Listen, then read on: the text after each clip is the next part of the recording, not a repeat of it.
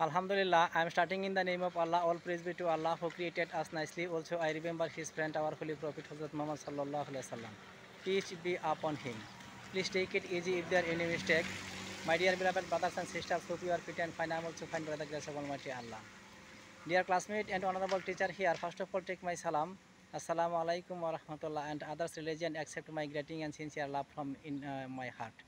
Today I am very happy to be here giving me chance to say something. That's why I would like to say something about myself before you. Well, this is Mr. Sarur Hussain. I am from Mymensingh. I am currently 40.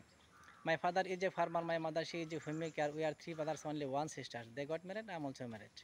I'm an employee. I work at Bangladesh Answer Department. My favorite sports are cricket and football. My favorite colors are black and white. I like reading book, listening to music, watching TV, reciting the Holy Quran, and traveling new place in my free time. I want to be a good speaker in future. That's all about me for the time being. Thanks for having patience. Please forgive me if I have made a mistake. May Allah bless you, everyone.